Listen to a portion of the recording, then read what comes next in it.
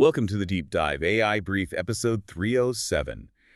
This week, we're really looking into some major shifts happening under the surface in AI. Yeah, our goal today is to look beyond just the headlines. We want to understand the cultural changes, the unexpected market moves shaping things. Yeah, exactly. We're focusing on what happens when these foundational research labs try to become huge consumer companies. And we'll unpack who's really winning in generative media and maybe question what happens when ideas once called dystopian suddenly become product features. Right. So we got four main things on the agenda today. First, OpenAI's internal culture clash, this whole metafication thing. Second, some really surprising findings from the Artificial Analysis Survey on generative media adoption. You might be surprised who's leading. Third, OpenAI is making another push into AI music generation. Their third attempt, actually. And finally, we'll run through all the other important AI updates and the trending tools you should probably know about. Okay, let's get into the deep dive. Right. #1. OpenAI's metafication sparks culture clash. So, first up, OpenAI's internal dynamics. There's a new report out, and the numbers are pretty stark. 1 in 5 employees at OpenAI are former Meta people. That's over 600 staff out of around 3,000. And it's not just rank and file. We're talking key leaders like the application CEO, Fiji Simo. Wow. Yeah, it's significant. They even have their own internal Slack channel just for the Meta alumni. So you bring in that many people, especially from a company with such a distinct growth-focused culture, well, it changes things. And you can see the friction already. Apparently, internal surveys are asking point blank if OpenAI is becoming too much like Meta. Which translates to a clash, right? You've got the original research-focused culture, maybe more cautious, versus this very consumer-driven, growth-at-all-costs mindset. We even saw a high-profile example of this tension. The former CTO, Mira Murati, reports say she left over disagreements about user growth strategy. Think about that. The chief technology officer leaving over growth strategy. That tells you a lot about the shifting priorities inside the company. It's less about just the tech, more about scaling it, monetizing it fast. And this shift is showing up in potential products. Yeah. Teams are now looking at using ChatGPT's memory features for, well, personalized advertising. Which is interesting because memory lets the AI build up this really detailed, persistent profile of you based on everything you talk about. The kind of profile that's incredibly valuable for advertisers. Exactly. It allows for hyper-targeting. And what's really notable here is that Sam Altman himself, OpenAI's CEO, previously described a similar idea as, I think the word was, dystopian. So something he flagged as problematic is now being actively explored. Seems like it. The meta-DNA brings that expertise, how to leverage user data for ads. And it looks like that thinking is making its way into the product roadmap now. We're also hearing about internal doubts around the Sora 2 rollout, their sort of social app idea. Yeah, skepticism about the direction, but also, crucially, about whether they can even handle the content moderation needed for a social platform at scale. That's a massive operational challenge. So why does this matter for you, listening? Well, it's the classic growing pain, magnified. How do you go from a research lab to a product giant without losing your soul, basically? Bringing in meta talent gives them the scaling and monetization skills they desperately need to justify their valuation. But the risk is? The risk, the double-edged sword, is that you sacrifice that original, scrappy, research-first culture that led to the breakthroughs in the first place. It's a trade-off between speed and maybe thoughtful development. The culture is actively shaping the product now. Okay, so OpenAI is pushing for growth. Yeah. But how is the wider generative media market actually shaping up? Let's look at this new survey from Artificial Analysis. They talked to 300 developers and creators. And the results are, frankly, pretty surprising. We hear a lot about OpenAI and Midjourney for images and video, right? Yeah, they seem to dominate the conversation. But this survey, it shows Google having massive adoption, particularly in media creation.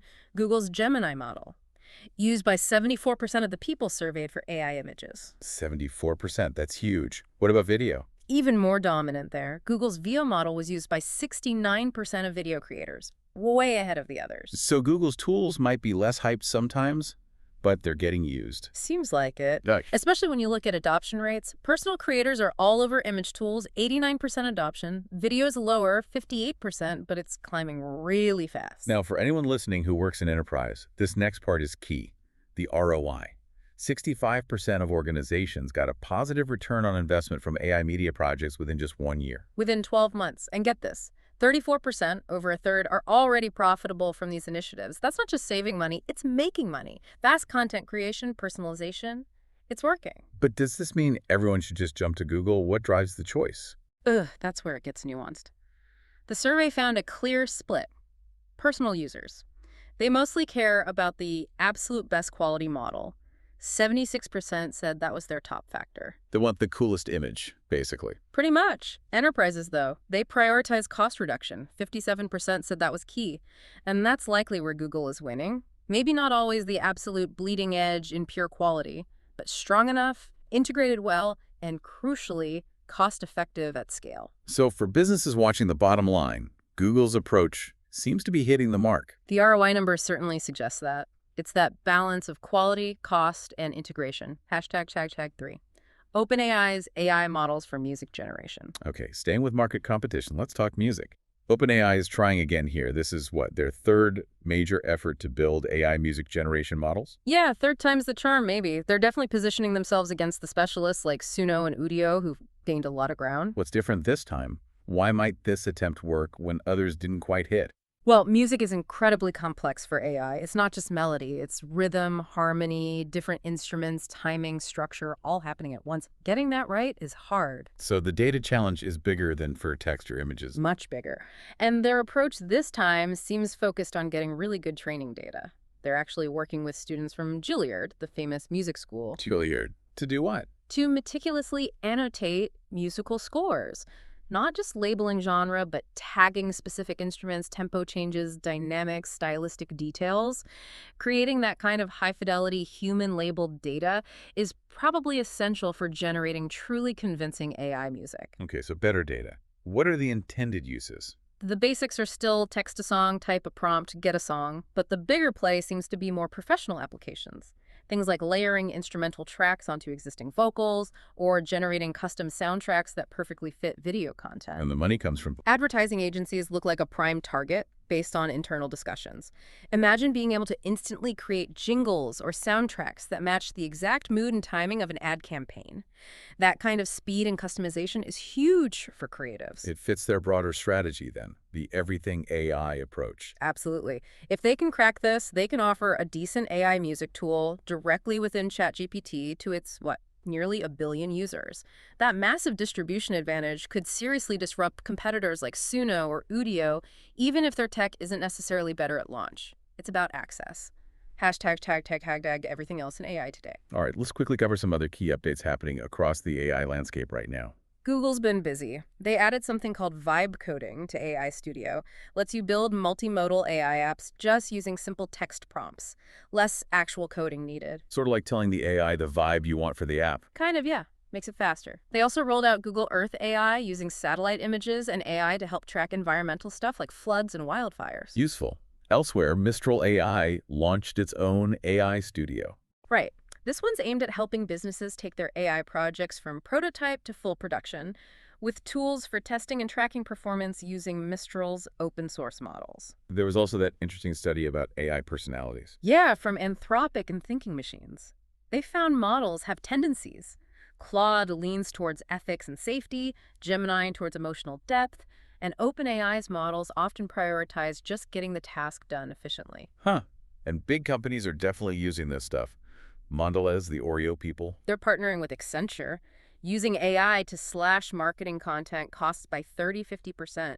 They're even planning for AI-generated TV ads next year. Wow. And keeping the models running needs huge power. Anthropic just made a big deal. A massive one. A multi-billion-dollar agreement with Google Cloud for access to potentially up to 1 million TPU chips.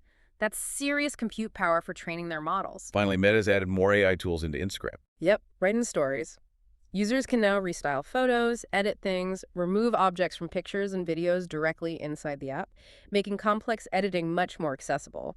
#tag today's trending AI tools. Okay, before we wrap up, let's quickly highlight some AI tools that are getting a lot of buzz right now, if you're experimenting. First is Atlas. That's OpenAI's new web browser with ChatGPT built right in, aiming for a smarter browsing experience. Then there's Build. That's the name for Google's vibe coding feature within AI Studio we just mentioned. Seed 3D from ByteDance is getting attention. It's a tool specifically for turning 2D images into 3D models. Anthropic's Claude Assistant now has new memory features, making conversations feel more continuous and context-aware. SciSpace is trending, particularly in academic circles. It claims really high accuracy, like 98%, in detecting AI-generated text. And lastly, 10web.io. It's popular because it lets you basically chat with an AI to create a full production-ready website. So a lot happening on the tool front as well. But thinking back to that OpenAI metification, it leaves us with a big question, doesn't it? If the internal culture really dictates the products, what's the ultimate price of chasing Meta's kind of speed and growth? Where does OpenAI land in a year? Still a research pioneer, or more like a massive consumer tech company? Or something else entirely? That is definitely the key question shaping the AI landscape right now. Thank you for joining us for this deep dive on the AI brief. If this was helpful, please do follow us and maybe share this with others trying to keep up with AI. We'll be back soon with more insights.